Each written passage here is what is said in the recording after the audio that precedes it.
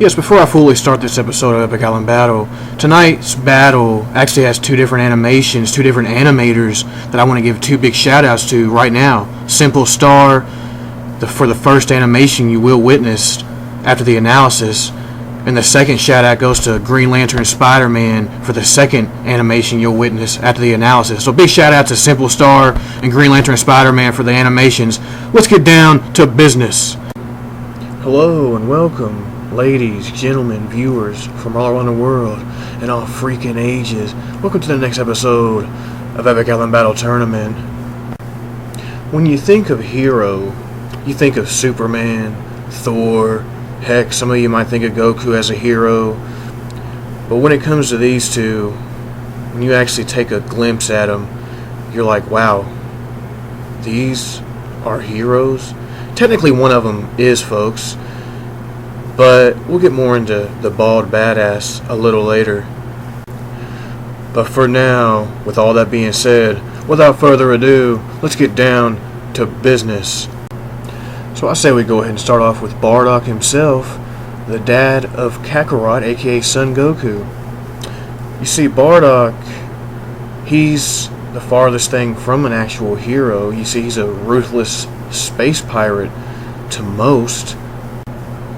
Yes, folks, he's a complete savage Saiyan, if I do say so myself. Straight badass in his own right. You see, BARDOCK was a low-class Saiyan. Okay, he was actually labeled and titled as a low-class Saiyan. Saiyan warrior, Saiyajin warrior, whatever you want to say. But he came up in the ranks as far as getting Zenkai boost. He was always helping, other lower class Saiyans to take over a planet and conquer a planet. So by the end of all these boosts and all that in the BARDOCK special, we actually get a confirmed statement as well, that BARDOCK has the power level of 10,000. Now there is a Dragon Ball Z guidebook that has been approved by the author himself, Akira Toriyama. Yes, it's written by different people. However, it states you need the power level of 10,000 to destroy a normal-sized planet, meaning after conquering all these planets and fighting and coming back from near death and recovering after near death, BARDOCK was at the power level of 10,000, meaning he can destroy a normal-sized planet at that point in time. Which actually explains why characters like King Vegeta back then, who are, yes, in the same time frame as BARDOCK and exist literally at the same time, King Vegeta was able to wave his hand and destroy planets. And BARDOCK, after all that training, all the Zenkai boosts with the power level of 10,000, he's very relative to King Vegeta in power, as far as that goes. And another thing he has in common with King Vegeta is they were both betrayed by the tyrant Frieza. I'm sure you all know. You see, Frieza betrayed the Saiyans in the worst way you could probably imagine. He destroyed their entire planet along with most of their race except a couple that managed to get away. And we thought BARDOCK died as well. However, he survived. And the funny thing is about first form Frieza is his first form is actually confirmed to be white dwarf star level. The mass of planet Vegeta was 10 times the mass of Earth's, and BARDOCK survived that blast. That blast literally disintegrated the entire planet from existence within 1 to 3 seconds time. And since Bardock did survive that blast, that actually puts his durability near the range of white dwarf star level durability at that point. Because yes, he did survive that blast. In fact, it blasted him to the past. And in the past, where he was blasted to, is where he met one of Frieza's ancestors, known as Lord Chill. And we also see Bardock obtain the legendary Super Saiyan status, the 50 times multiplier, like they all get.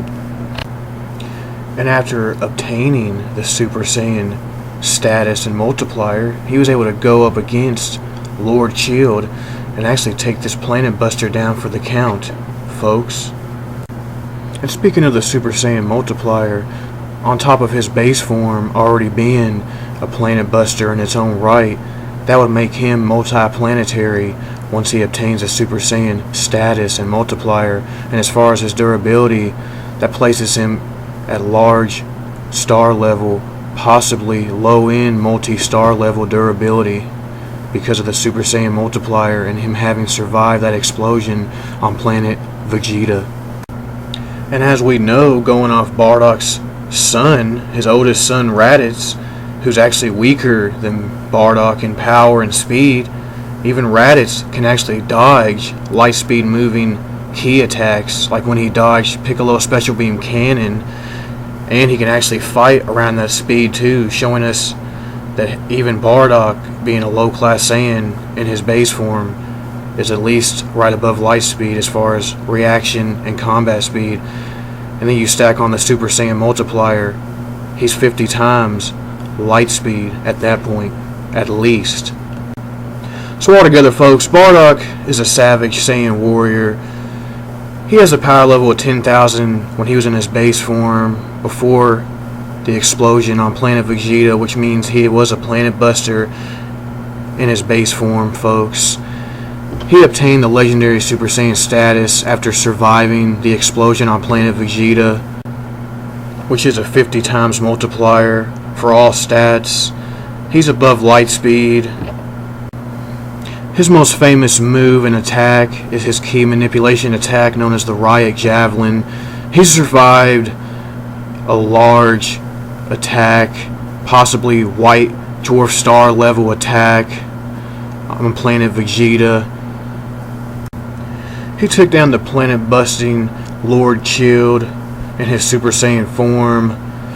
But all that being said, I think we move on the line to Saitama himself. Oh yes, Saitama, the bald badass parody himself. But you see, he didn't always start off being bald. No, folks, he actually used to have hair, used to be just a dull, normal guy, until one day everything changed. He witnessed a kid with a large chin getting attacked, so somehow he was able to save this child, and that inspired him to become a hero, folks. But I'm sure we all know the rest of the backstory. He trained, he broke his limiter, basically puts him above any other human in that show. Most definitely. Known for using his famous one punch on most opponents, folks. Most of these opponents are anywhere from building level to large building level, able to one-shot these building level to city level monsters and foes. But his greatest feat, folks, is when he defeated and went up against Boros. Boros, as of recent, we have new information on Boros stating he can destroy a star, meaning Saitama is actually more than multi-planetary at this point, meaning which he actually did get injured in this fight. It actually said it on the manga panel, he took damage. So even if we say he used 10% of his power to defeat Boros, that would still put him at multi-star level, folks. Speaking of Boros, since we're on the topic and subject, Saitama was able to take hits and kicks. Heck, he took a kick to the moon from Boros, so he's able to take star level hits, putting his durability above star level as well. And as we know, after he got kicked to the moon by this star level Boros, he was able to jump back in near light speed, but as we know, he is faster than Flashy Flash himself, so he is above light speed, folks. Heck, he might as well be 100 times light speed. Able to move so fast, he can create after images. And if he misses his day at the grocery store, folks, he's going to get pretty pissed off, so I'd watch it if I were you.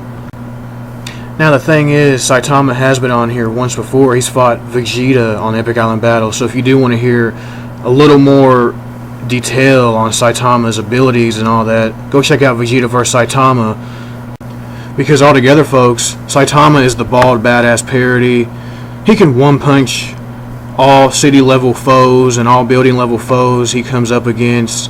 It took him 3 punches, including a serious punch, to defeat the star-level Boros, which still puts him at multi-star level attack potency and striking force. And he has above star level, I should say, durability, folks.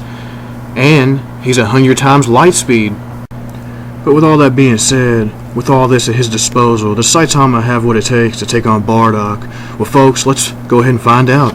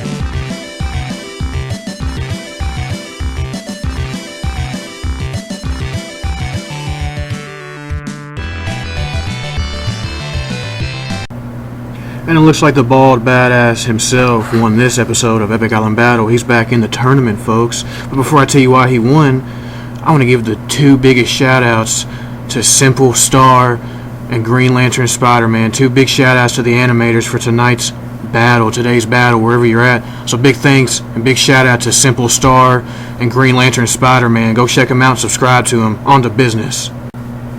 So yeah, reasons why Saitama won. And to be honest with you, folks, if this new information about Boros didn't come to surface, this would have been maybe a little different, possibly a lot different. However, thanks to the new information, Saitama does have the attack potency to get past through even BARDOCK's defense, which is a little bit above star level after obtaining the Super Saiyan multiplier due to surviving the large attack and the destruction of planet Vegeta.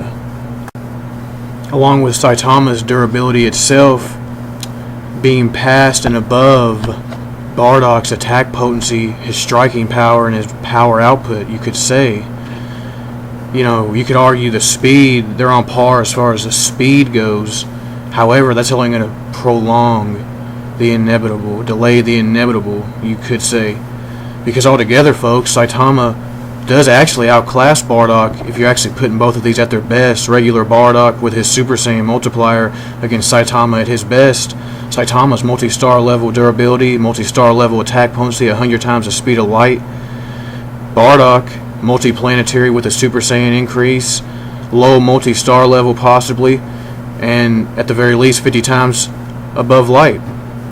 So, all that being said, folks, Saitama is the winner of this Epic Island Battle tournament. Hope you enjoyed this for what it actually was. Stay tuned later. I'll be releasing the trailer to the next fight. As always, have a great one. Peace.